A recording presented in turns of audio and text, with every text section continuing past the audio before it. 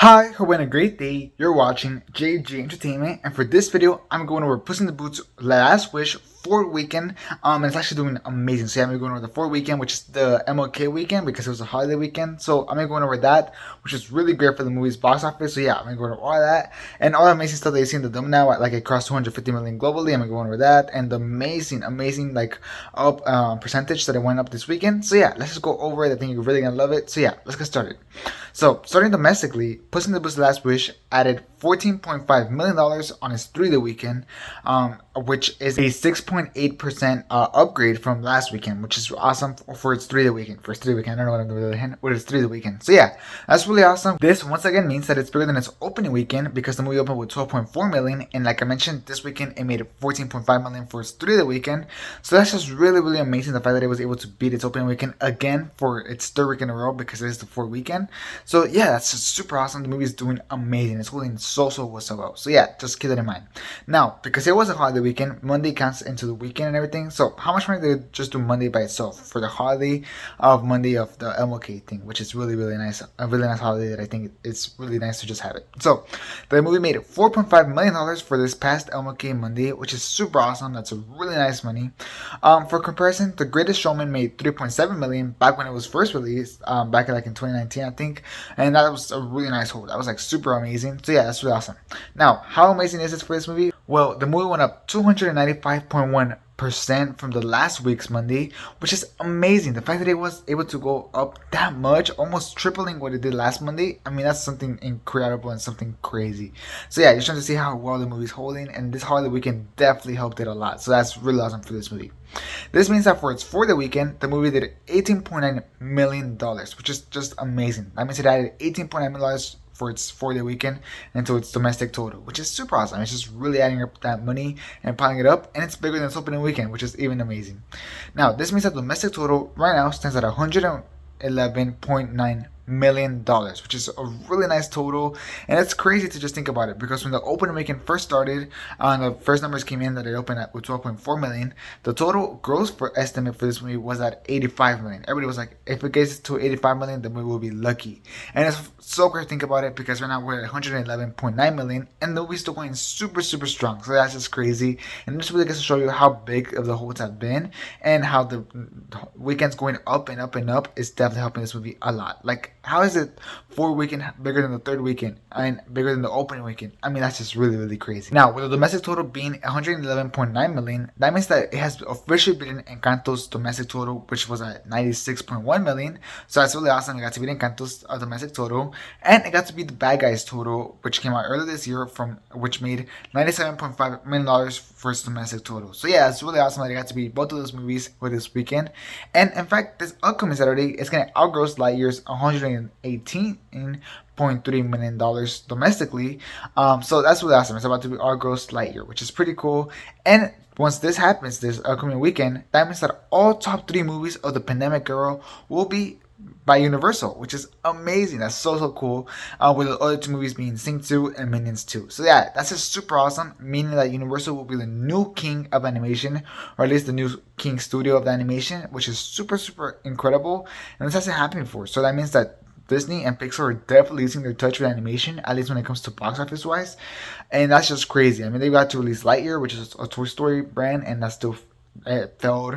They had to release Strange World, which is a Disney original, and it still failed. So it's just interesting to see like Disney and Pixar are really faltering in the animation studio, or the animation side of their studio, while other studios like Universal with DreamWorks and Illumination are doing the best they can to like take the advantage of that, and they are, and they're doing amazing with it because the box office right now is being super strong for this movie as it was for the other 2 movies. Now, with this new updated domestic total, this also means that the movie has hit an insane ×9 multiplier, meaning that its domestic box office is 9 times its opening weekend, which is insane. That's super crazy. You never see that, at least not in its 4th weekend. So that's really insane that it's 9 times bigger. That's super insane.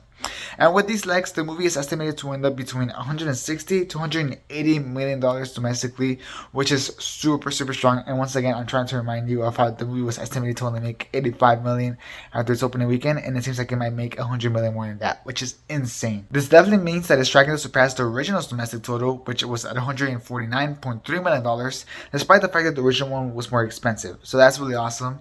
And Sing 2 made 162.8 million dollars, just for comparison's sake, and currently The Last Wish is only behind by 9 million, which is less than how it was last week. Last week it was behind by 20 million, so it's definitely catching up by a lot, and that's because Puss in the Boots: The Last Wish is making a lot more money than Sing 2 now. It wasn't when it first came out, but now it's starting to make more money, and it's catching up. As you can see, last weekend it was at 20 million behind, now it's only 9 million behind. So yeah, by next weekend I think it's going to be fully catched up.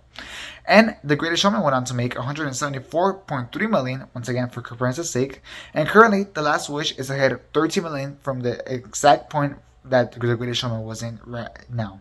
So yeah, that's really insane. And Puss in the Boots is still making more money than The Greatest Showman currently. So the fact is that I think that Puss in the Boots: Last Wish, if it keeps holding like this, I think it will make more money than The Greatest Showman, which is insane. And it really proves that it's the Greatest Showman of the pandemic era, and that's even cooler because it's animated. So yeah, that's just super awesome, and it just shows you that this movie has that amazing legs to it, thanks to its amazing word of mouth, with its Rotten Tomato scores from both critics, which is like a 95 or 97, audiences, which is like a 95 or something like that, and the audience score being an A, which is super awesome. So yeah, word of mouth really does matter for these movies, and I couldn't be happy for this movie because I think it really deserves it. Moving on internationally, the movie added $18.9 million overseas, which is really really awesome for this weekend. That means it only dropped 27%. Only 27%, and it's crazy because last weekend it had gone up by a lot. So the fact that it only dropped by 27% is really awesome, and it's really amazing holds. Anything that's in the 20s, it's an amazing hold. Now that means that the movie has now hit an international total of $143 million, which is insane. That's really really strong, and that's with a total of 77 markets. However, not all the important markets for this movie have opened, as the movie was to open in the UK in February 3rd to be exact, and I think it's still set to open in India if I'm right, sometime in February, and it will open on Japan on March 17th. So yeah, it's really awesome. These are still major markets that would definitely boost the box office for this movie, and the movie is still currently above Sing 2 internationally at the exact same point. So yeah, just keeping that in mind, the movie can definitely get a really nice boost and can make it even better. But as right now, the movie's doing awesome internationally, and I can't wait to see how it does in the UK and Japan. I think it's going to be doing really strong in the UK, to be honest. Alright, now to its global total, and the movie has made $254.9 million total, which is amazing. That's really awesome, meaning that the movie has crossed the $250 million mark, which is always a really nice milestone to cross, especially for lower animated movies like this. I think that's a really really nice mark to cross, which is super awesome. And it is currently eyeing a $380 to $420 million total run, which is just awesome. It's a really nice total run. So yeah, I'm really excited for this movie. I think that's really awesome. Sing 2 did do $408.4 million, and so far the movie is definitely looking like it's going to do better, and I fully believe that it's going to do better. So I would say that it's closer to the higher side of the estimates, like around $420 million. I think that's where the movie's going to land ultimately. And it's really amazing because the movie did it all with only a $90 million budget, which is really, really strong. So yeah, that means that the movie definitely made a lot of profit, which was really nice for Shrek 5, because I think this movie was necessary to bring back the franchise, to bring back the word of mouth, to bring back the confidence. And now with all the confidence and the fans being on the side, I think Shrek 5 is going to be a huge, huge hit whenever they decide to announce it officially. I think it's going to be super awesome. And I think because of this movie, they're going to make Puss in the Boots a greater character and a bigger character into that plot, which I think he fully deserves and he has fully earned. This also means that the movie is tracking to do better than Spider-Verse, which only did $375 million. So that fact that it's tracking to do better than Spider-Verse is also a really great sign for Spider-Man Across the Spider-Verse, which is coming out in summer. Why do I say this? Well, because this movie took the risk with the same animation, or at least similar animation to Into the Spider-Verse. And while I didn't hit very well with Spider-Verse because it was the first one, it seems like audiences are getting more used to it, and word of mouth is definitely carrying these animated movies a lot more. So I think Spider-Man Across the Spider-Verse, if it turns out to be as good as the first one, or at least on the same level as the first one, I think that it's going to benefit a lot from the same similar benefits that Puss in Boots: The Last Wish is benefiting from, which is the amazing word of mouth, the amazement of the animation styles, and general audiences won't be turned off by this animation style as they were back when Into the Spider-Verse first came out. So yeah, that's really really awesome. Now, the movie also digitally released on January 7th, only 17 days after its a theatrical release, which is kind of insane. I would have definitely not done that, but I guess the Universal decided to do that, and they gambled and they won. It's actually doing really, really good.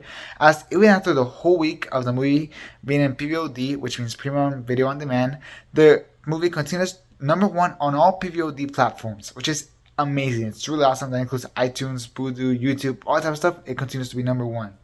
And it's insane because the rent price right now is at $24.99, and for purchasing the movie, it's at $29.99. So it's insane that the fact that it's this high up, and the movie's still #1. It's in #1 for the whole week, and the box office holds continue to be insane. So yeah, that's really awesome for this movie, and it just seems to be a full-on hit all around, which is just amazing. So yeah, really awesome for this movie. This movie is definitely a hit, and I cannot wait to see how they announce Shrek 5 after we've seen this huge comeback of the franchise, because the movie's fans have come back, the characters doing awesome, and the box office has definitely come back. So yeah, that's really awesome.